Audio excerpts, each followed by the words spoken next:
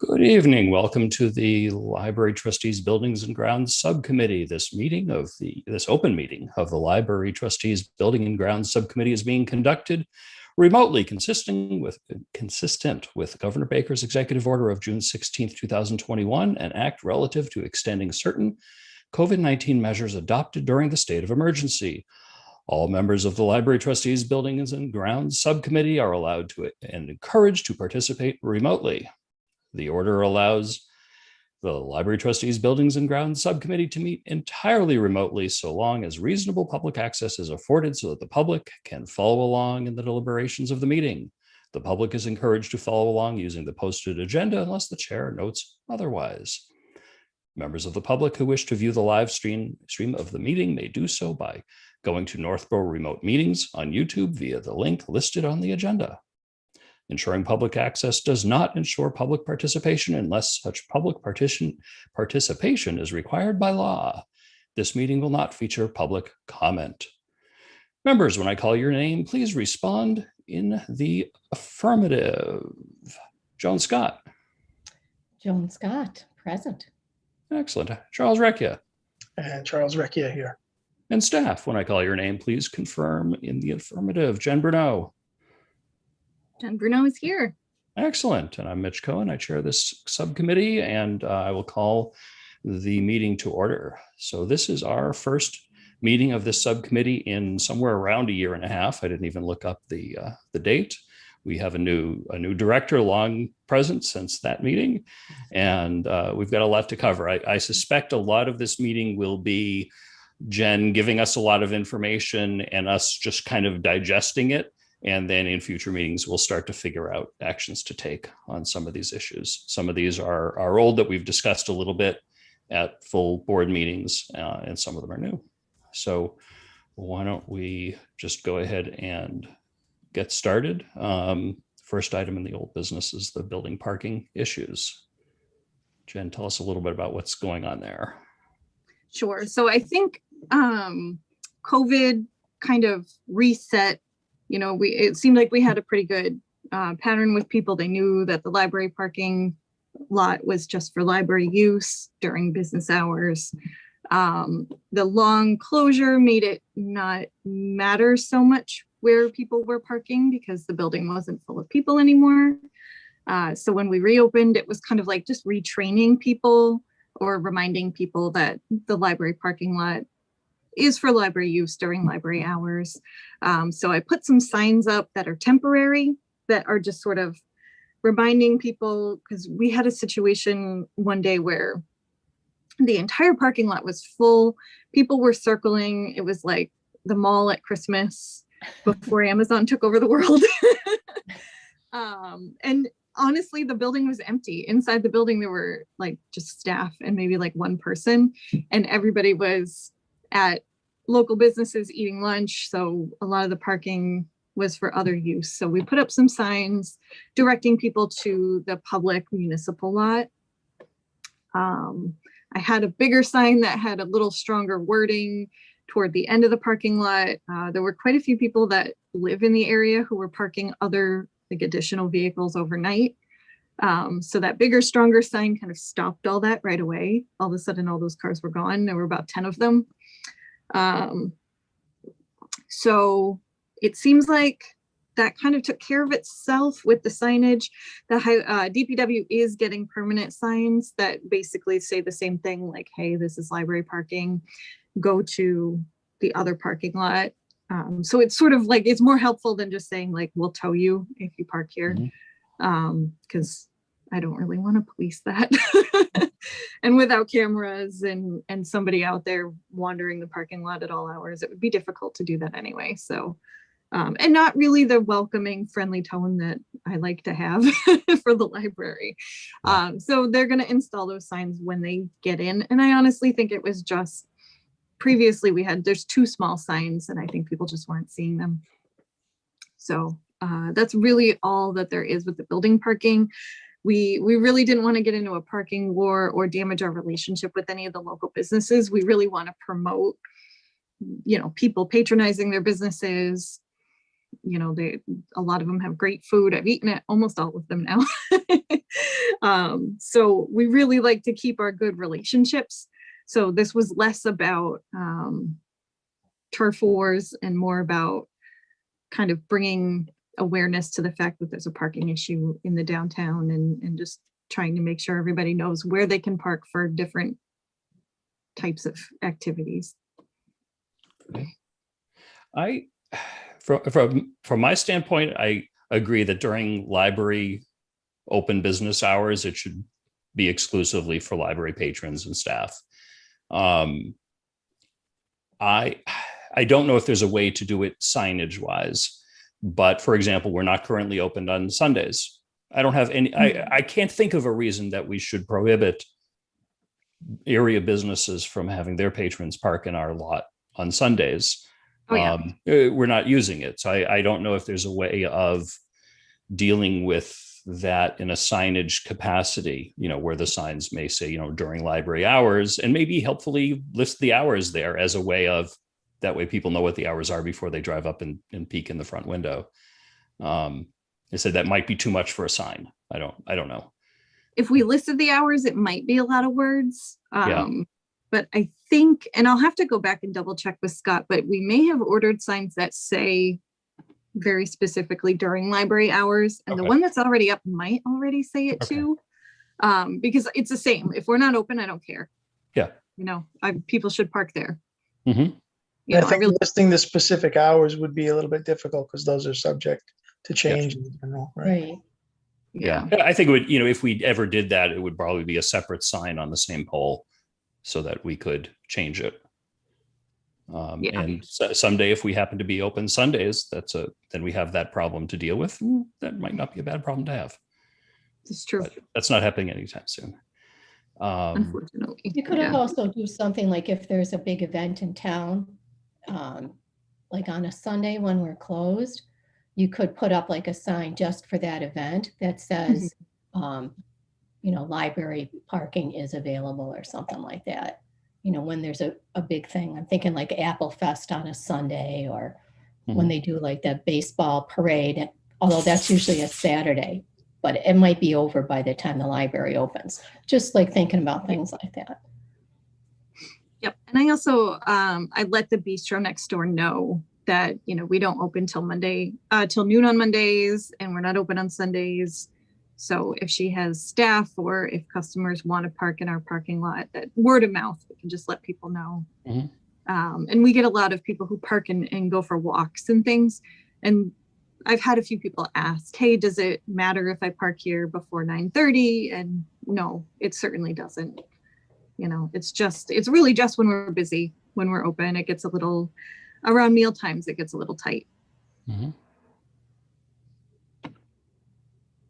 If you track it, it's just a tangential question. How busy is the library these days? How many patrons maximum do you think there are in the building?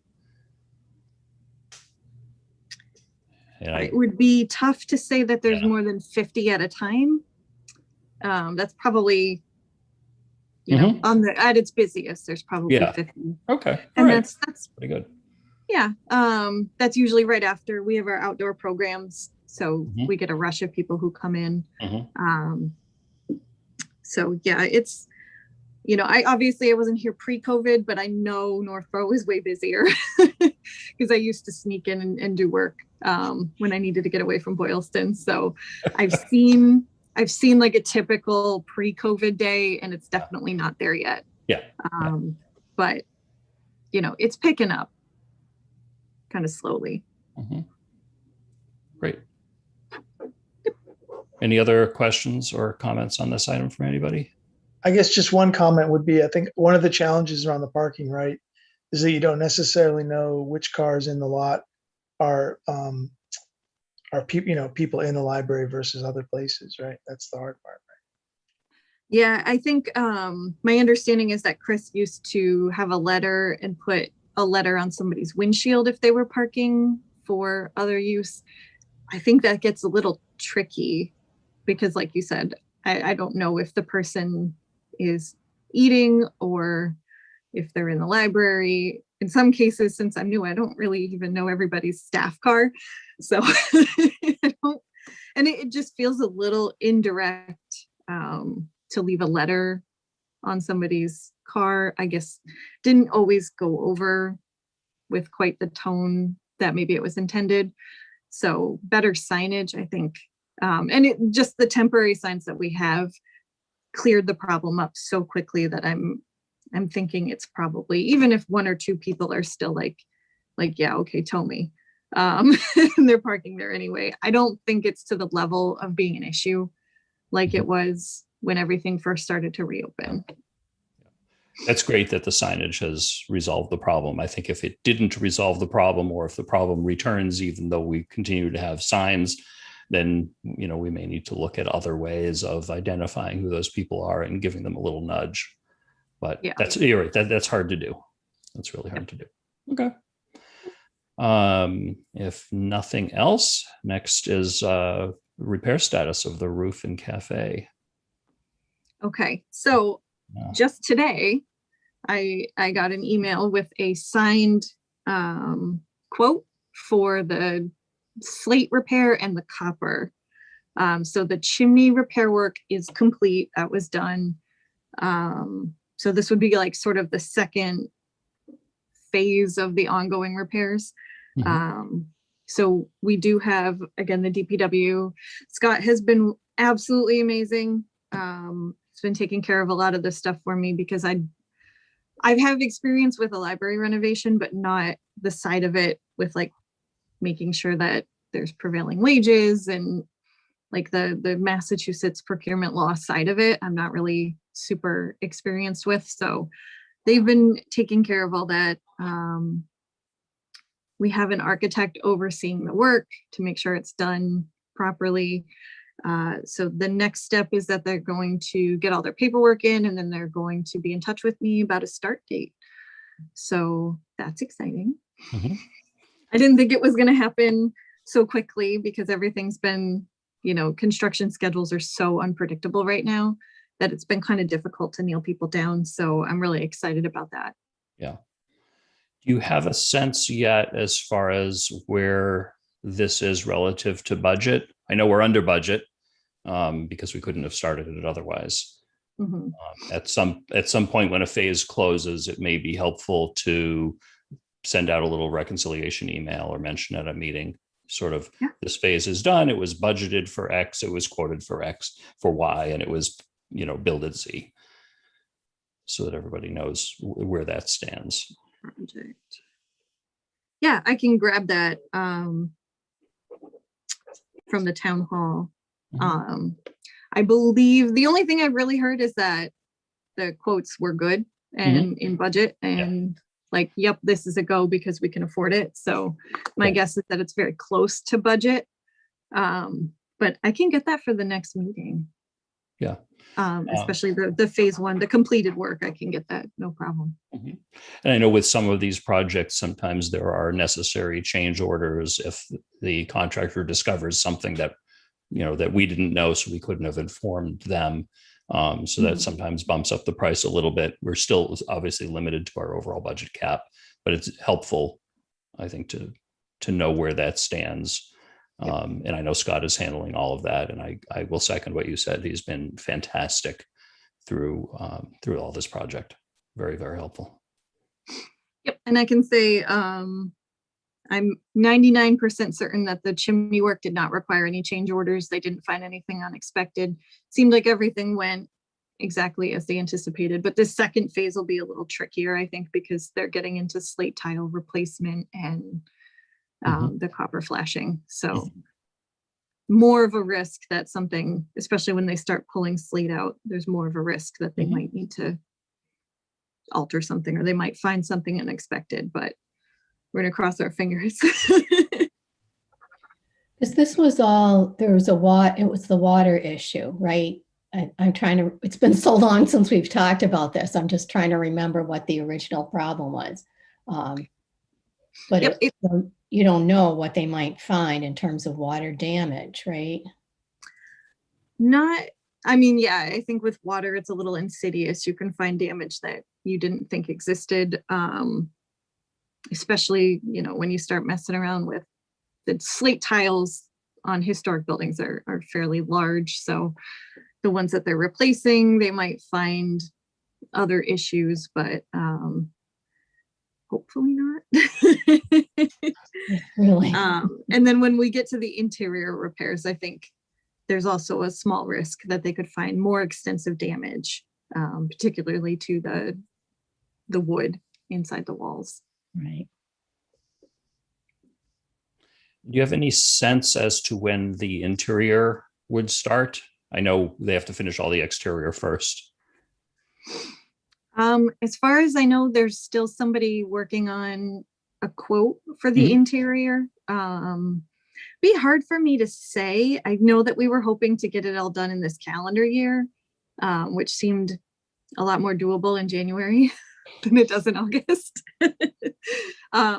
So I'm going to just throw out a timeline of hopefully by the end of the fiscal year. Yeah. We should have everything complete, if not sooner than that.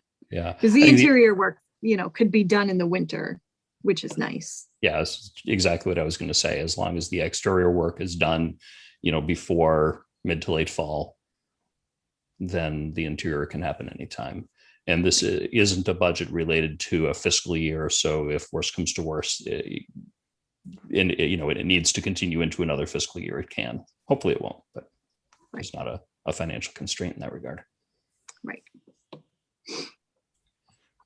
Any other questions or comments on this? And the toilets. Our toilets broke. The toilets, yeah. So, I mean, it was the automatic flushing mechanism had, I guess the actual mechanism itself has not been well reviewed. So in some ways we were lucky because the plumber was telling me that in a lot of cases they malfunctioned after like a year or two, and we got like 10 or 12 years out of them. So what was happening is they weren't always being triggered. And when they did, they weren't always flushing with enough force to completely clear the paper out of the pipes. So everything was getting clogged. And that was causing a backup. So then we had some lovely sewage that was sort of seeping up through the floors. So we did have all of those replaced. We had some money left over in our municipal budget, so we didn't have to seek funding elsewhere. That was sort of, we didn't use as much in certain lines because of COVID and being closed for so long. So, if there's a silver lining, that might be one of them. We had the extra funding for the toilets. So all of the flushing mechanisms, including the ones on the second floor, were replaced with something that is much higher reviewed. They work just fine. So fortunately, that problem has taken care of itself.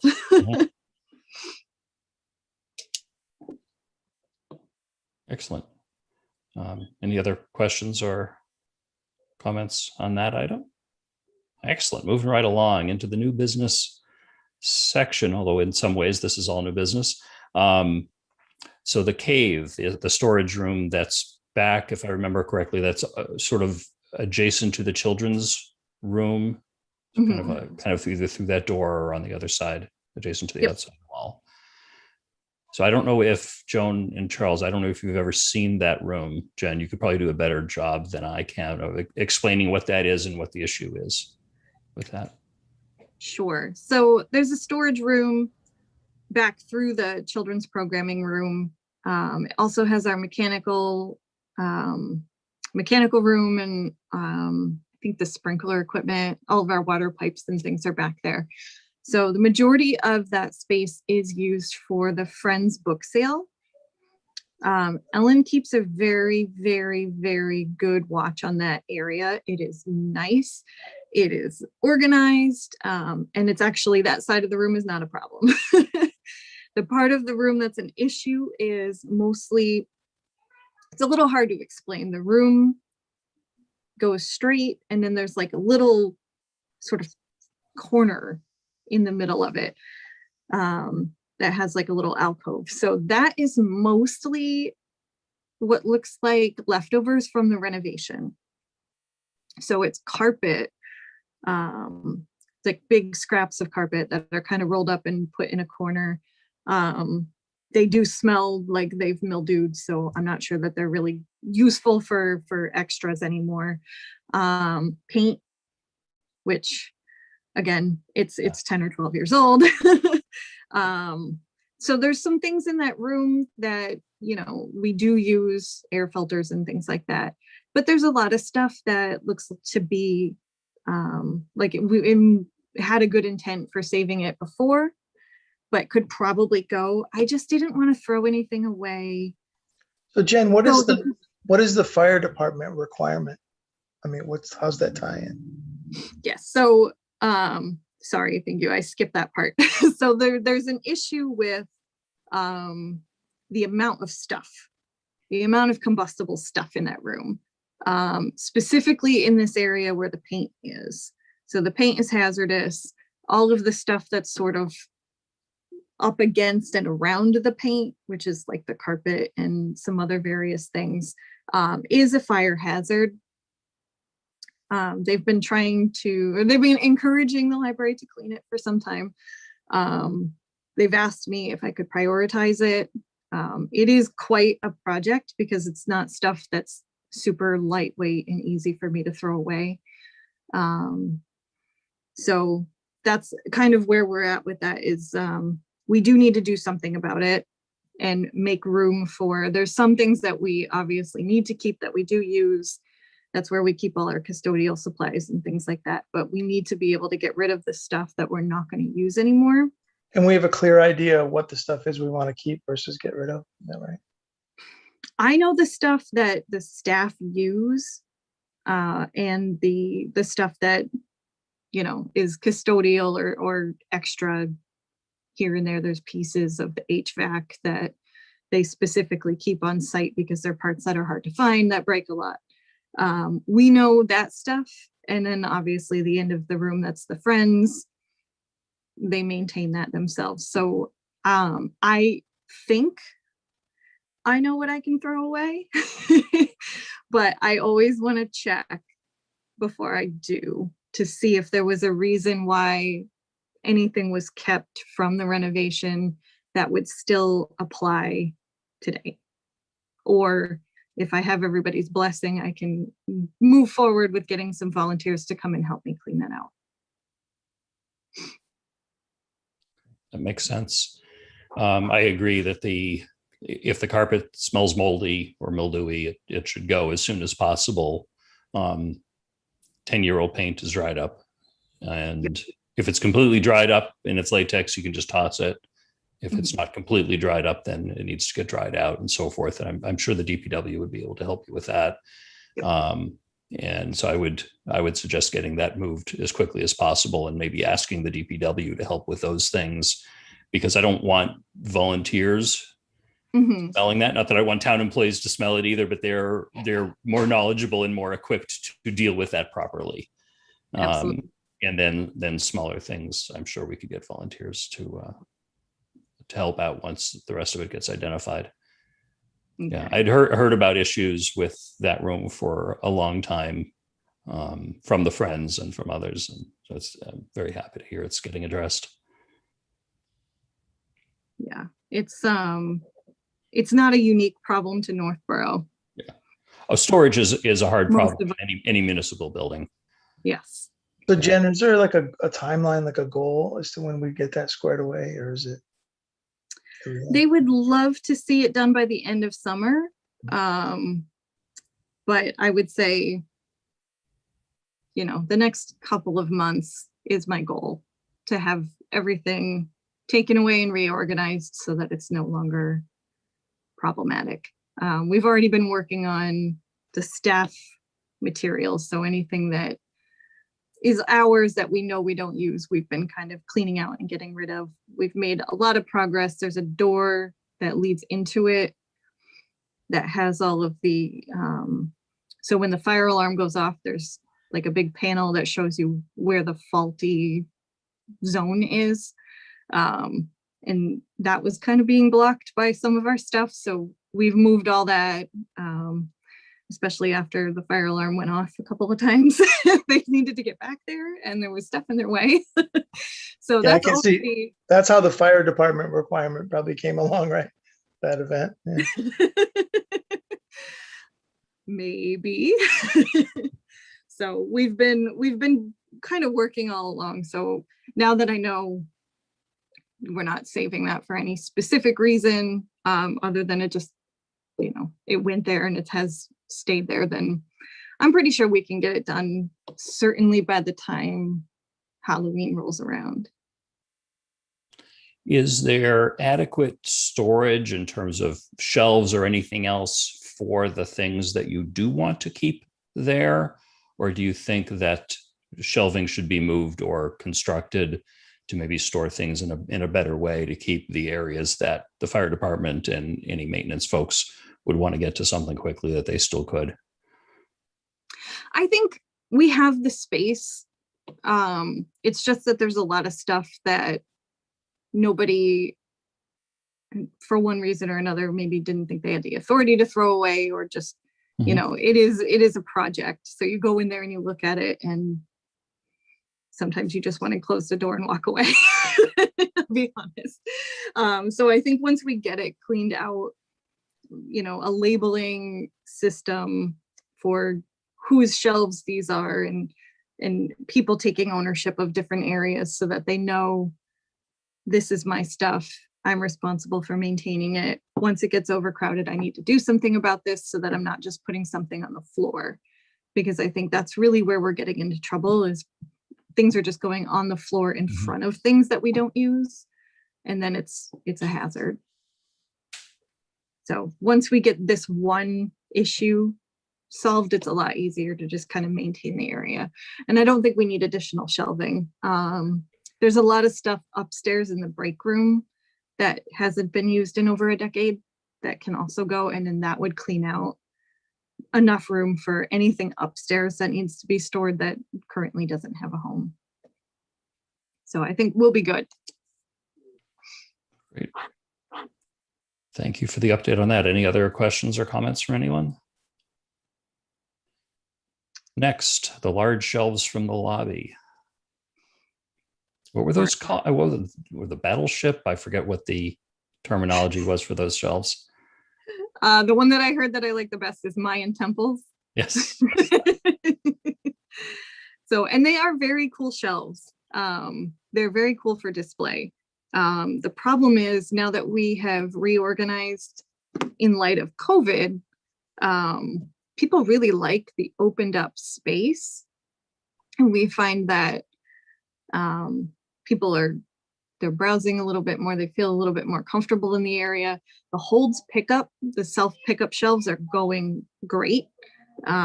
We have a survey out right now that does ask what people's preference is if they want to go back to picking them up from the desk. And almost everybody is saying that they actually really prefer the self checkout with the self holds pickup. So I think that's probably a keeper.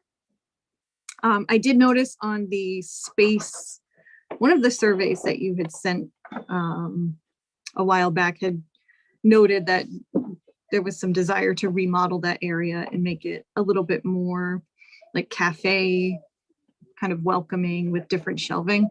So this sort of aligns with that. The immediate problem right now is that we have about 6 or 8 of those shelving units that we do not have space for. We've all gone through and racked our brains to think of like other purposes for them, if we could put them somewhere else in the building. We just don't need them. So right now they're in the meeting room, but we've got to think about what we want to do with those. Yeah, we had spoken about, pre-COVID, we had talked about so many opportunities and things to do with that area, and all involved removing all or most of the Mayan temples. Anything from making it a cafe to closing off part of it to make another meeting room, to have it be sort of exhibition space. art demo, display space, anything like that. So I think we had always talked about some aspect of removing some of those, if not more than have already been removed. I can't think of any reason to keep them by the library. I don't know if any of the school libraries might have any interest in them, or other local libraries. They're certainly valuable to the right people. Mm-hmm. It costs real money to build or purchase cases like that. They just don't serve a purpose for us anymore. Right. Do we have to go through any kind of official process to get rid of them since they were, purchased with town money? I will double check with the town. I think it might depend on whether we were, certainly if we're giving them to the school, that would be one thing. Versus if we're selling them or, gifting them to another library, might trigger different rules, but I'll find out before we do anything. Yeah. Did you have a thought as to whether you wanted them to be sold if possible, or if you just want them to be rehomed? The sales process for that is extraordinary. I've been through it with some things before. And it's just not easy, and chances are it wouldn't bring in that much revenue. I would certainly defer to town administration as to what they'd want to do. Should I ask your cat if they can hear the meeting okay? I'd love to bring the money in, but it would be hard to find somebody that would pay reasonable dollars for that would be worth the level of effort, is my gut feeling. I'd be perfectly fine and very happy if there was first priority would be some town department. Second would be some other municipal library that could use them.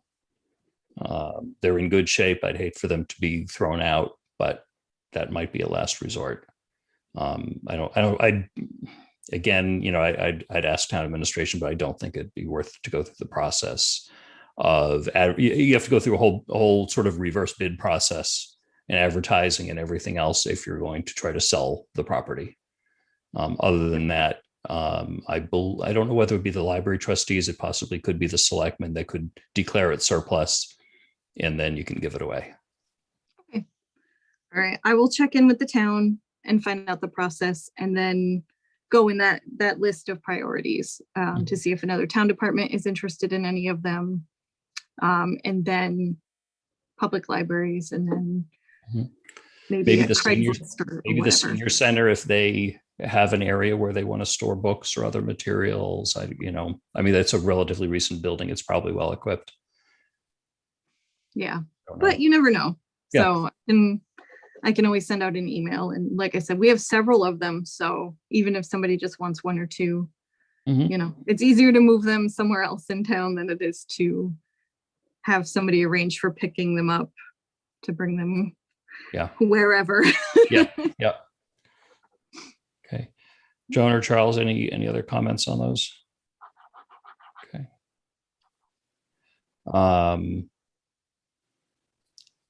Trying to think if there's anything worth discussing about that area in the front. We should at some point talk a little bit more about what, long-term, once we are ready to get back to some of the long-term ideas about reallocating space in the building. But I think what you've done there is great. And I agree the self-pickup is really good. We've got a long-term goals section on the agenda, carpet replacement, particularly in the children's room. Tell us about that if you could. Sure.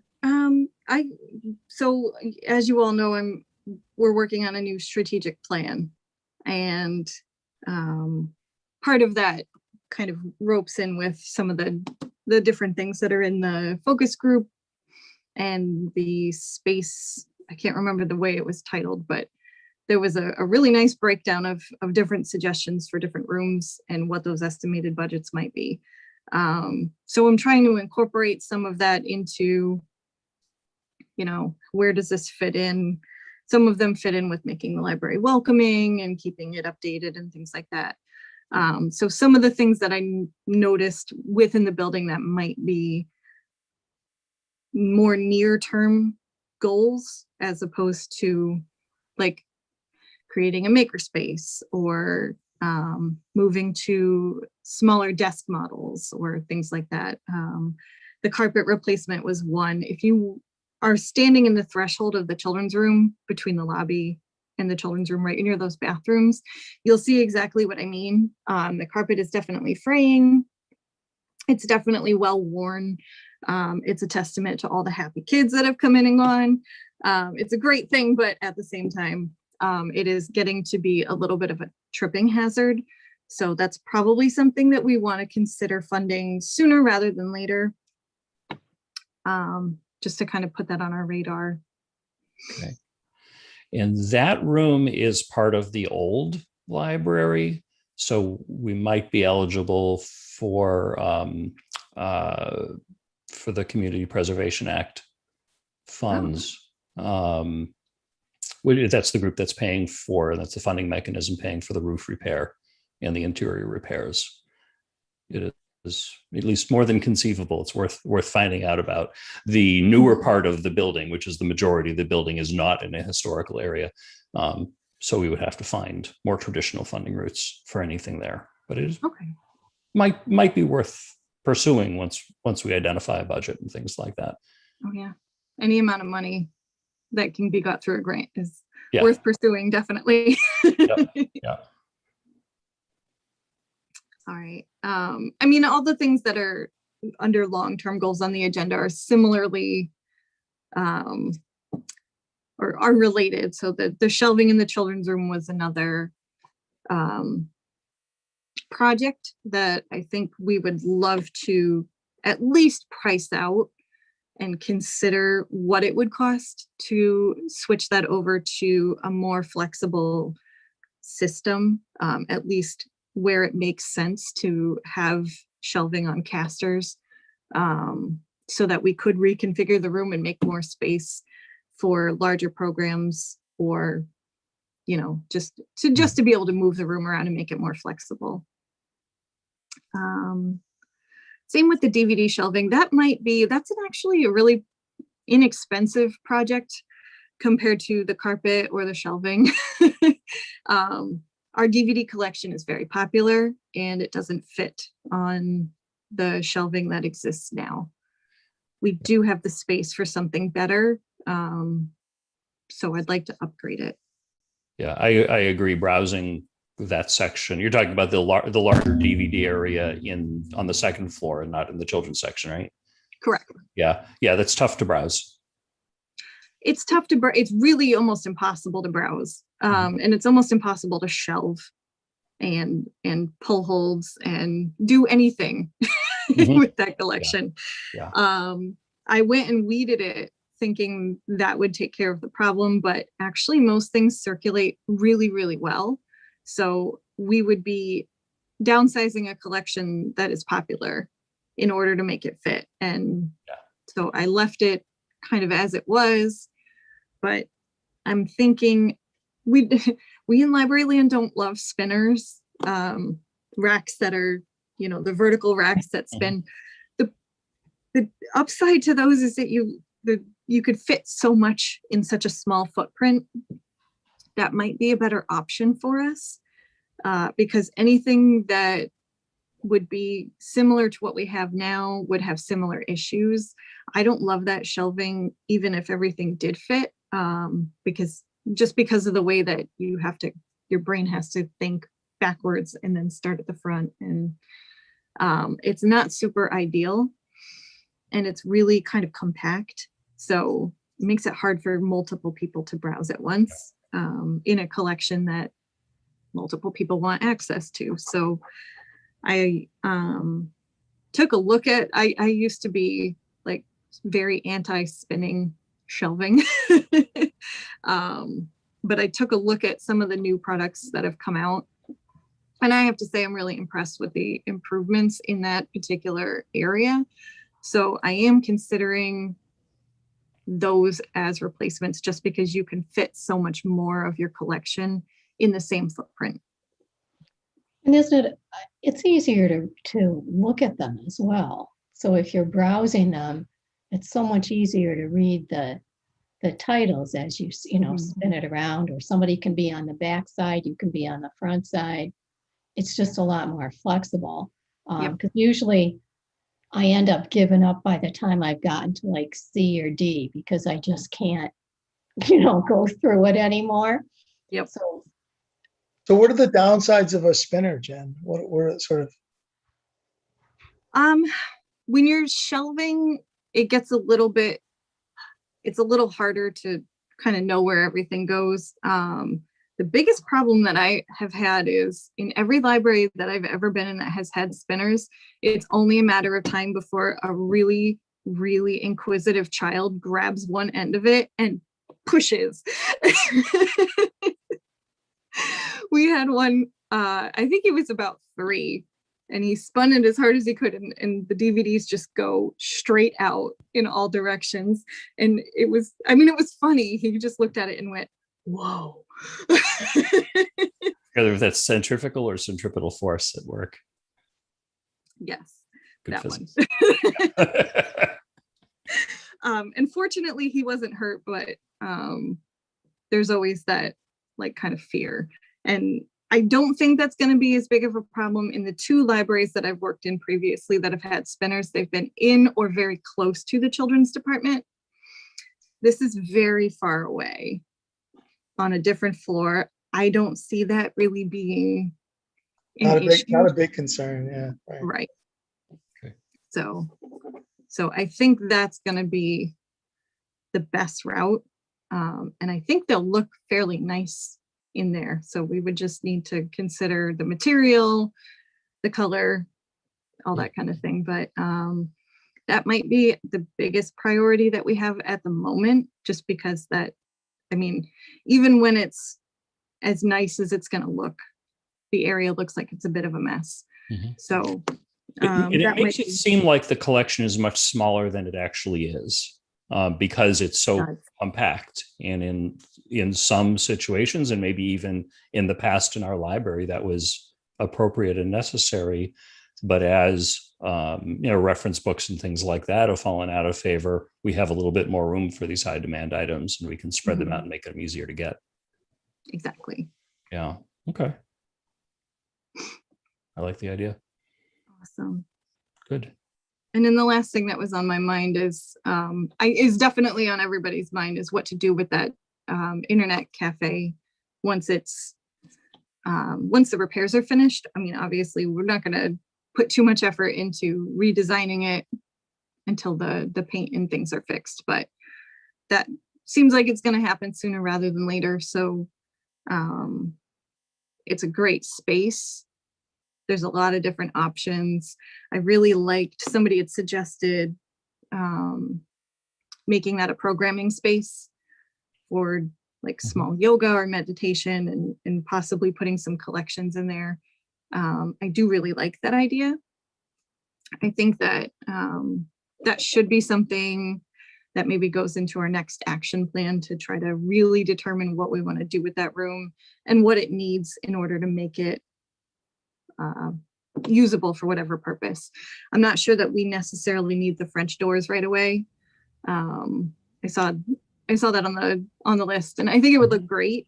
I'm not sure that it's necessarily I'm not sure that we need it so badly that it's worth the cost of the doors, but I think it depends on what we want to do with the space. Yeah, because there could be some things in there, if we want that as a program room, even though the room kind of closes off and probably isolates the sound pretty well, even without a door would improve that. Yep. But we'd have to make sure we did it in a historically accurate way, because that part of the building is the most beautiful. So we want to preserve that. And on the other side, there's a couple of pocket doors. So that's another option, is to try to replicate the pocket door style or that style door, but in a French door setup. Yep. Yeah. Yeah, I think that could look really nice. Joan, I'm sorry, Joan, were you about to say something? Yes. I can't remember if there was anything specifically that came up when we did the work with the focus groups, or any particular recommendations for that area? Were There any? was, there's a section in there about turning it into essentially programming space for some active style programs. I think yoga was specifically mentioned, other health and wellness, and the idea to move some of the collections related to that type of programming into that room, with some French doors, and I think an area rug, which I honestly think carpeting would probably be easier than an area rug, just because they tend to curl. And if you're going to do yoga, you always have to account for the end of that rug. And there's always somebody who's like sort of leaning. So full carpet might be a better option, or just leaving it as hardwood. But yeah, it was the recommendations that came out of that focus group do definitely align with what the staff were kind of thinking for that space. And same with my immediate thoughts were, a flexible space that can double as seating and small meeting room or small group space, as well as for programming. Yeah, it's certainly an underutilized part of the building now. And I don't think it ever made that much sense as sort of an internet cafe area, because it's so far back in the library. Any kind of cafe, if we ever have one, would be best near the lobby. It's true. To catch the people coming in. Yeah. Okay. Yeah, I think those are great things to keep pushing, and we should, maybe at a future meeting of this group, start to think about how we can identify exactly what we want to do at the appropriate times. And, even thinking ahead before the repairs in the internet cafe are complete, start to, narrow down, 3 or 5 options of things that we want, and start to think about the pros and cons of each, including budgets, so we can start to figure out those things. And for any of these, most of these are in the older library section, is maybe reach out to the, I'm blanking on the name again, the Community Preservation Committee, and see what of these items would be at least eligible for their funding. And then there's a process to go through, which we went through before for the roof repair, for anything that is eligible. And I don't remember exactly what the rules are. I know it has to be in that section. I don't remember how permanent or historical the specific item needs to be. Okay. Yeah. It would be a good time. I can check in with them and just get a better sense of what it covers and what it doesn't, just because we're at the beginning of our planning or near the beginning of our planning process. Yeah. Sure. That's great. The only other item on the agenda was next meeting date, which honestly I did not think about in advance of this exact moment. So maybe, Jen, unless you had something specific in mind, maybe we just figure that out offline. But I think we've got enough things going on now. We should maybe meet again, sometime in the month of September. Yeah, I think that would make good sense, because that would be more close to when the strategic plan is due. So we would want all of our first year action plan items to go in there. So, Great. Maybe just finalizing that section would be a good next step. Great. What's the due date on that plan? October 31st, okay, I believe. Okay. Or thereabouts. Yeah. Okay. Yeah, I agree. That gives us a little time to solidify that. Yep. Fantastic. Did anyone have any other business, anything else they wanted to discuss now, or anything we want to make sure that we put on the next agenda? And I'm not going to close that idea now. Anyone has any other ideas we can bring up? Joan.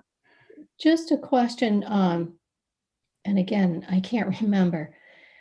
all that information that came out of the focus groups and the report and everything, is that online or did we get, I don't think we got copies of that, did we? Like printed copies? I don't know if you did or not, but I did put it up on the trustees Google Drive today, so I can share out that link. I don't know if you're already using it for anything, but I created a folder for this committee, Oh, and great. I put all of it right in there. So the focus group, there was a survey, and there was something else, and I can't remember what it was, but it's all there. Yeah. Okay, good. Because yeah, I would like to maybe be able to go through that and kind of refresh my memory about some of the things that were talked about. And so then when we meet again and we're, can be a little more sort of prepared to look at the alternatives and That whatnot. makes Great sense. idea, Joan. And Jen, that would be great if you could send that out to the group. I will send that immediately once we adjourn, so Okay. I don't forget. Okay. Otherwise, I'll go to sleep and I'll forget. Anybody have anything else to chat about tonight? Nope. No, Okay. Very good. In which case, I'll entertain a motion to adjourn. I move to adjourn. I second that motion. Okay, motion's been made by Charles, seconded by Joan to adjourn. Roll call vote. Charles. Aye. Charles Reck, yeah, aye. Thank you. Joan. Joan Scott, aye. Mitch Cohen and I, we are adjourned at 7:52 p.m.